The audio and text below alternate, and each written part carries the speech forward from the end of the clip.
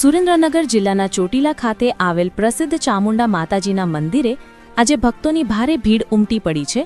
સવારથી જ ભક્તો માતાજીના દર્શન માટે લાંબી કતારમાં ઊભા રહીને પોતાની વારીની રાહ જોઈ રહ્યા છે।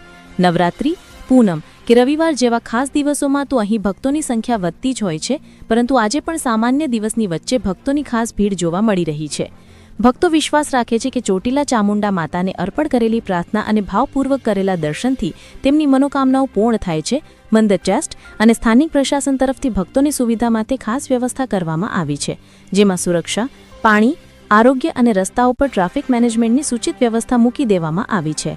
મંદિર પરિસરમાં જય માતાજીના ગુંજતા નારા, પ્રસાદ માટેની લાઇનો અને માતાજીના પગથિયા ચડતા ભક્તોની આસ્થા ભરેલી દ્રશ્યો જોવા મળ્યા। કેટલાક ભક્તોએ જણાવ્યું કે તેઓ વર્ષોથી અહીં માથું ટેકવા આવે છે અને માતાજીના આશીર્વાદથી તેમના ઘર પરિવારમાં શાંતિ અને સુખ સમૃદ્ધિ રહે છે। રિપોર્ટર રવિ બેલદાર, ધોળકા।